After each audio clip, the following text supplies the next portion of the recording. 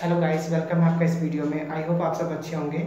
आज की इस वीडियो में हम लोग सेंटर ऑफ मास टॉपिक को डिस्कस करेंगे। ये मैकेनिक्स का बहुत ही ज़्यादा इंपॉर्टेंट टॉपिक है और इससे आईआईटी जेएम, जेएनयू, बीएचयू में बहुत अच्छा स्कोर हम कर सकते हैं। ठीक है, तो इसके में अलग अलग पार्ट्स हम लोग मैंने बनाए हैं, तो आप उसको देख रहे हैं। फर्स्ट पार्ट है मैकेनिक्स का, जिसमें हम लोग सेंटर ऑफ मास को टोटली डिस्कस करेंगे। जितने भी क्वेश्चंस आज तक जेएनयू, आईआईटी जेएम में आए हैं, बीएचयू में आए हैं, उन सबको भी हम डिस्कस करेंगे अलग अलग सेशंस में।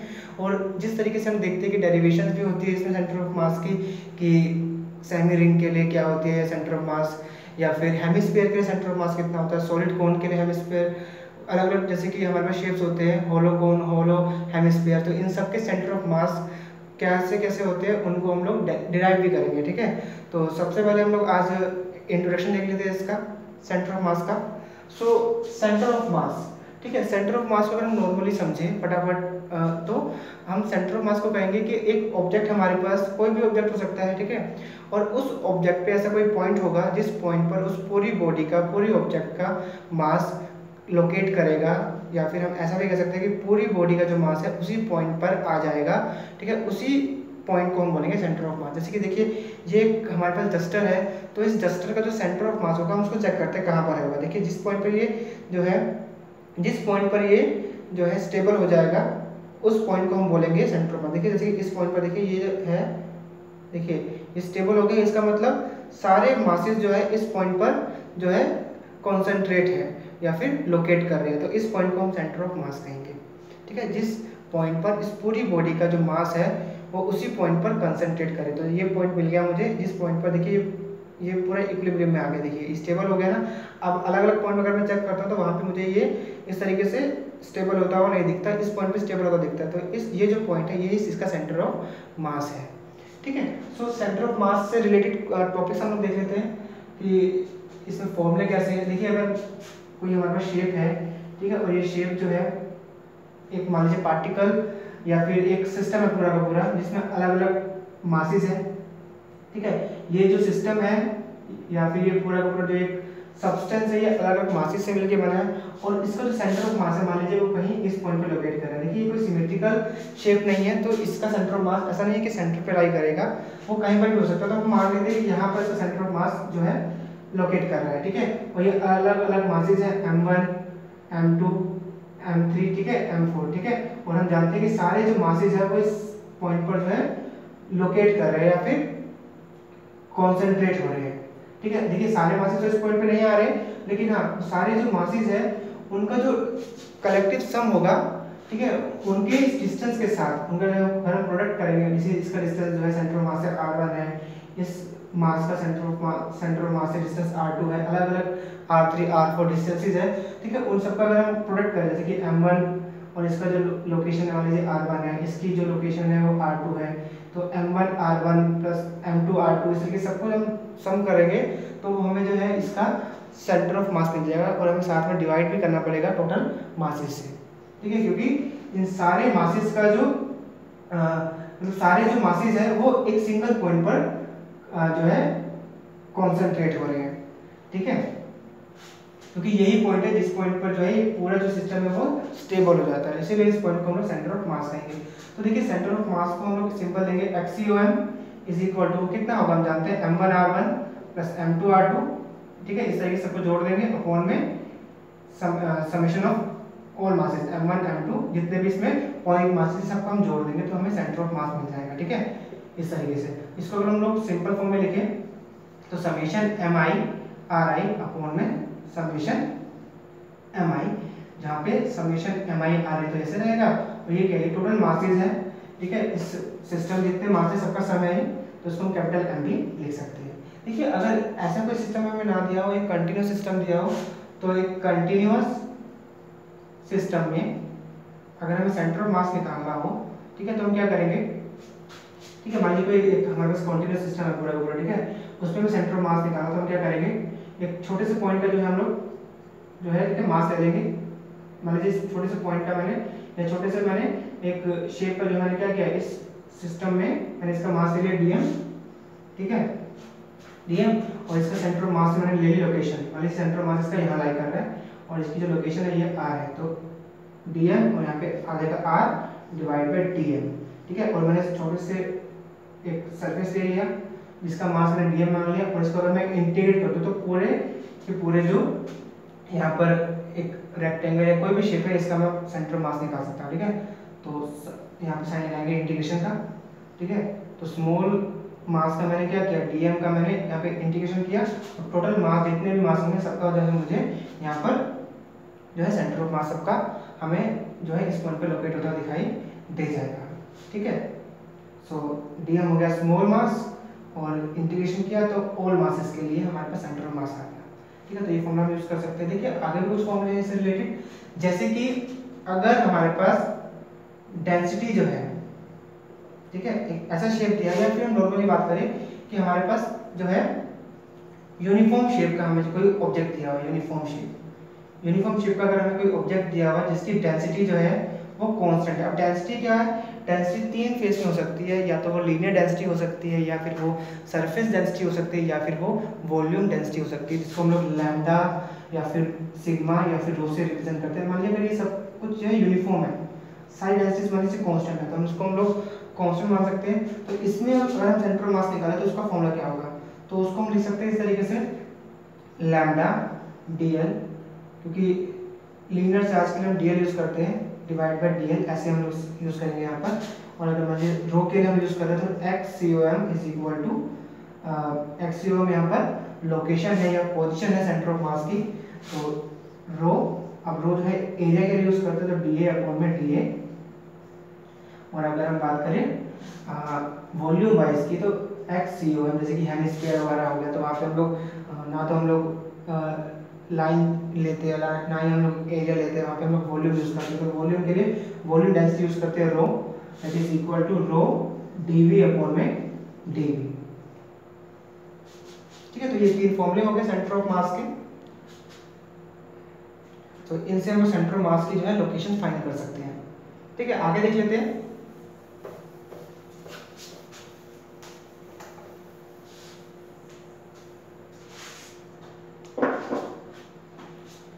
इसके बाद देखिए अगर हमारे पास ऐसे दो मासेस दिए हो, ठीक है, m1 और m2, और इनके बीच का डिस्टेंस जो है वो r हो, और लेट करते हैं अगर मान लीजिए m2 जो है हमें बड़ा है m1 से, तो जो सेंटर ऑफ मास है वो जिस फेज में मास ज़्यादा होगा उस तरफ शिफ्ट हो जाता है हमेशा। तो अगर मास m2 जाता है तो सेंटर ऑफ मास जो है वो m2 की तरफ जो है शिफ्ट हो जाएगा, तो सेंटर ऑफ मास कहीं ना कहीं यहाँ पे हमें देखने को मिलेगा, तो ये भी हमें पता होना चाहिए, ठीक है। इससे रिलेटेड देखिए हम एक क्वेश्चन भी कर लेते हैं यहाँ पर, ठीक है।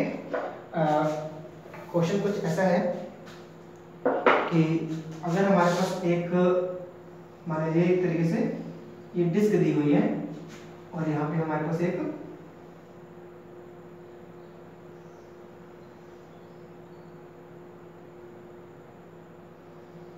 स्क्वायर दिया हुआ है, ठीक है।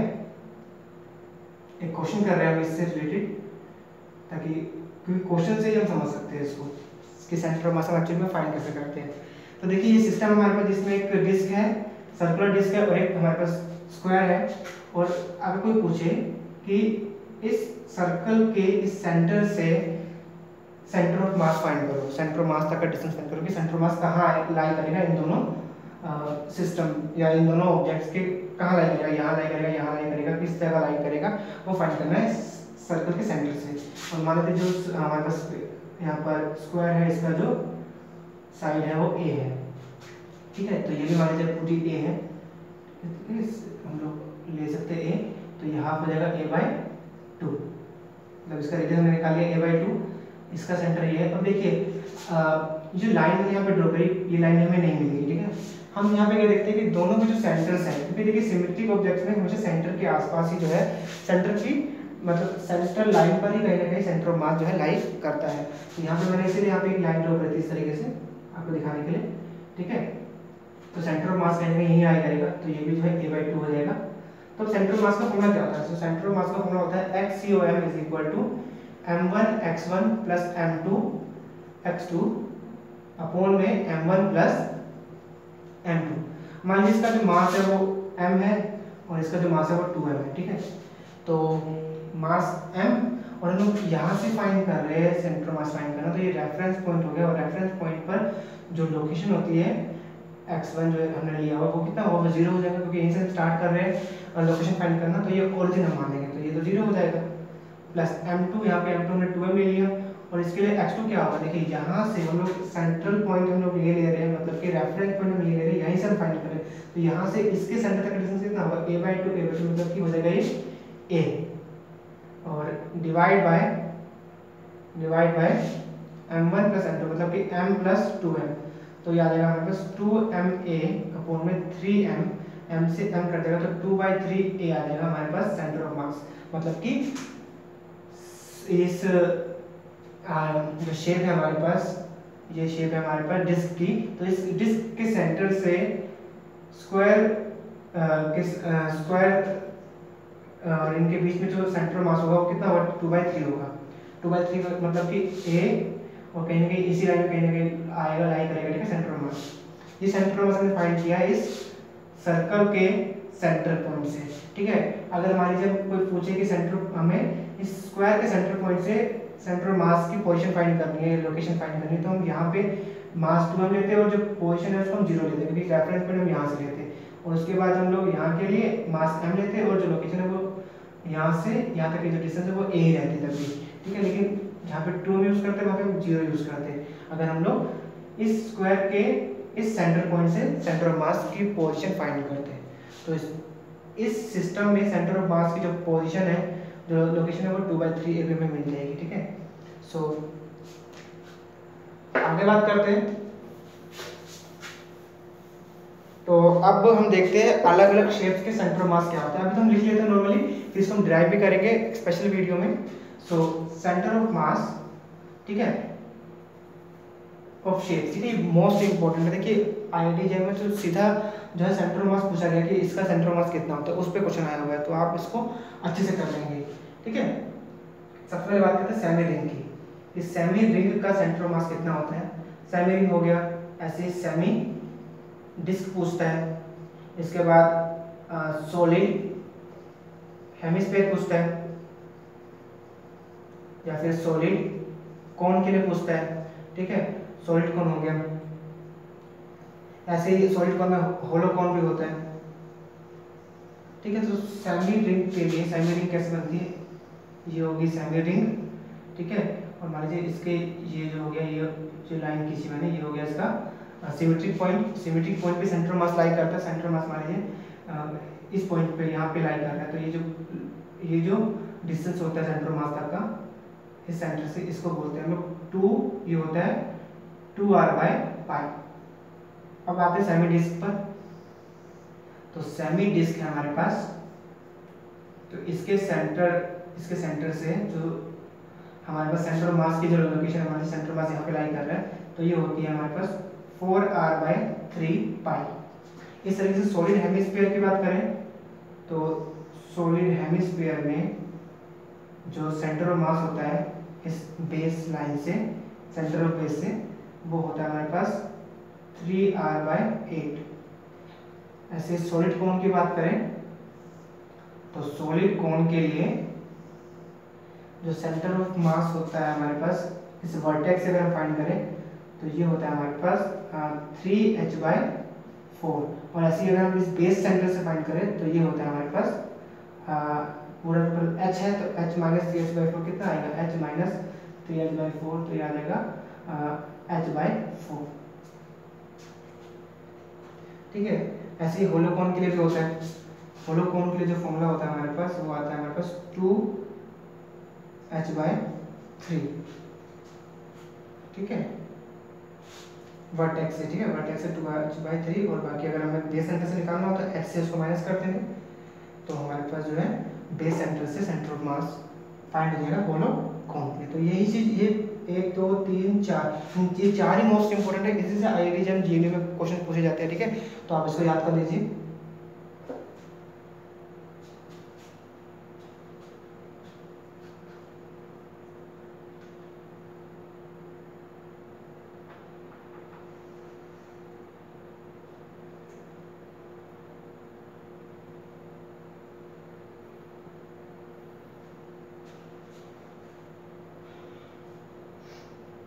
तो नोट कर लिया होगा आपने, मैं इसको रब कर देता हूँ। तो आगे बढ़ते हैं हम लोग, एक क्वेश्चन कर लेते हैं। देखिए अगर हमें कोई ऐसी शेप दी हुई हो इस तरीके की,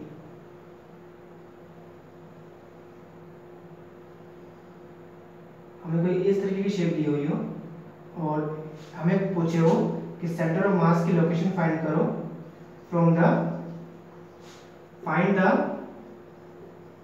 location of centre of mass from the centre of square, ठीक है। और यहाँ पे दिया हुआ हमें जो सिग्मा है वो यहाँ पे कांस्टेंट है, ठीक है।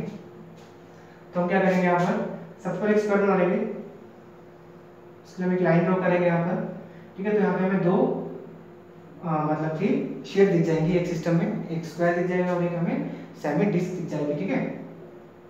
और ये इसका सेंटर हो गया, ये इसका सेंटर हो गया, ठीक है। तो हम जानते हैं कि जो हमारे पास सेंटर मास होगा वो कहीं पे यही लाई करेगा, ठीक है। और मान लीजिए अगर इसकी जो साइड है ये ए है, तो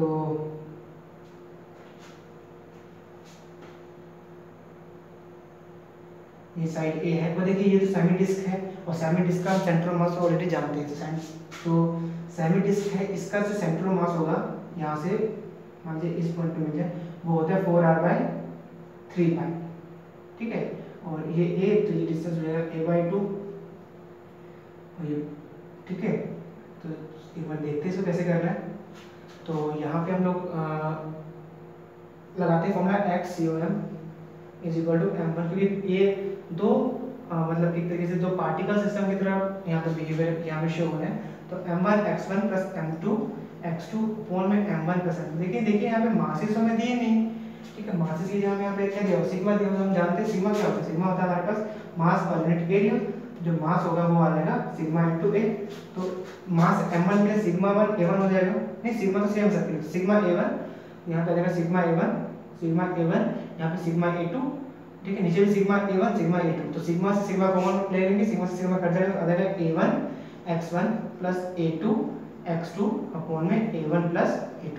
तो देखिए हम लोग सेंटर, इस स्क्वायर के सेंटर से हम लोग सेंटर ऑफ मास फाइंड कर रहे हैं सिस्टम का। तो इसके लिए एरिया कितना होगा, इसका एरिया होता है a² डॉट, और x1 कितना होगा, देखिए यही सिस्टम फाइंड कर रहे हैं। तो ये तो रेफरेंस पॉइंट होगा, और रेफरेंस पॉइंट के लिए हम लोग सेंटर ऑफ मास लेते हैं 0। सेंटर ऑफ मास नहीं, सेंटर ऑफ मास तक की लोकेशन x1 जो है हम लोग 0 लेते हैं यहाँ पर, तो यही से फाइंड कर रहे हैं। तो इसकी जो लोकेशन है वो 0 है, प्लस क्योंकि ये ओरिजिन ले रहे हैं हम लोग। अब इसका एरिया कितना होता है, तो सेमी डिस्क है, सेमी डिस्क का एरिया होता है हमारे पास πr² / 2। और इसके लिए x2 कितना हो गया, इसके लिए x2 हो गया, देखिए अब इसके लिए x2 क्या होगा, देखिए यही एक बार हमने इस रेफरेंस पॉइंट ले लिया, तो रेफरेंस पॉइंट बार बार चेंज नहीं करेंगे। इस स्क्वायर के लिए भी रेफरेंस पॉइंट यही होगा, इस सेमी ये जो हमारे पास डिस्क है इसके लिए भी जो है यही जो है रेफरेंस पॉइंट होगा। तो इस रेफरेंस पॉइंट से इस लोकेशन तक की जो डिस्टेंस होगी वो कितनी होगी, वो होगी, वो सिर्फ 4r/3π नहीं होगी, वो a/2 भी ऐड करेंगे यहाँ पे हम इसको। तो a/2 + 4r/3π और डिवाइड बाय एरिया इसका कितना है a² प्लस इसका एरिया कितना है, इसका एरिया है πr² / 2। तो ये इसका आंसर, इसको सोल्व कर देंगे तो इसका जो है आंसर आ जाएगा हमारे पास, ठीक है। तो इसको नोट कर लीजिए फटाफट आप।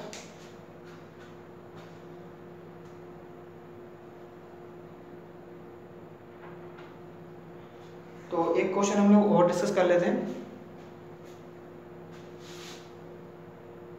ये तो सिमेट्रिकल शेप के ऑब्जेक्ट है, अगर हम लोग एक अनसिमेट्रिकल शेप ले जैसे कि लैमिना होता है, तो उस पर कितना आएगा सेंटर ऑफ मास, उसके लिए हम कैसे फाइंड करेंगे देखते हैं। जैसे कि मान लीजिए एक एल शेप है हमारे पास, ऐसे एक एल शेप है, इस एल शेप का हमें सेंटर ऑफ मास फाइंड करना है, ठीक है।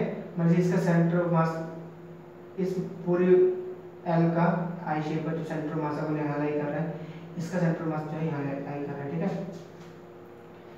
ठीक है, हम लोगों ने सेंटर पॉइंट ढूंढ लिया इसके। देखिए सिमेट्रिक तो बन रहा है, अगर हम काटे तो देखिए इसका सेंटर यहाँ पे कट रहा है, लेकिन इसका सेंटर ऐसे कट रहा है, मतलब एक एक्स एक्सिस में सेंटर ऑफ मास मिलेगा और एक Y axis centre of mass मिलेगा। अगर इसकी लेंथ टोटल एल है तो और इस पॉइंट तक की जो लोकेशन है कितनी होगी, अगर हम एक्स की बात करें तो एक्स तो है ही नहीं इसमें, वर्टिकल में एक्स है तो x0, और y का जो कोऑर्डिनेट है वो कितना है l/2। ऐसे इसके लिए अगर लोकेशन फाइंड करें तो कितना होगा, x के लिए l/2 और y के लिए y तो है ही नहीं इसमें तो 0। तो अगर हम XCOM फाइंड करें, सेंटर ऑफ मास फाइंड करें, ठीक है, एक्स एक्सिस का इस पूरे कंबाइंड सिस्टम के लिए, तो कितना होगा m1 x1 plus m2 x2, दो पार्टिकल मानते हैं, एक पार्टिकल ये एक पार्टिकल ये, तो m1 x1 plus m2 x2 upon में m1 प्लस m2, और m1 जो है इसका मान लीजिए मास इसका m है, दोनों के मास m है, सेम है मास, तो m और x1 कितना है इसके लिए, x1 जो है 0 है, प्लस m2 m, और x2 कितना है, x2 है L/2 divide by m plus m, तो ये आ गया m L/2 अपॉन में 2m, m से m कट जाएगा तो L/4 आ जाएगा, ठीक है, XCOM। इस तरीके से हम लोग YCOM भी फाइंड कर सकते हैं, YCOM वो भी ऐसा आएगा m1 y1 plus m2 y2 upon में m1 प्लस m2। देखिए मास वहाँ पे भी जो है दोनों के हमने सेम लिए हुए हैं, तो मास m1 और y1 के लिए y1 कितना है, y1 है यहाँ पर, ये y1 है L/2 प्लस m2 m, और y2 है हमारे पास 0 अपॉन में m प्लस m, तो ये भी आ जाएगा L/4। तो हमारे पास जो सेंटर ऑफ मास की जो लोकेशन आएगी वो आएगी L/4 और L/4। तो आप नोट कर लीजिए इसको।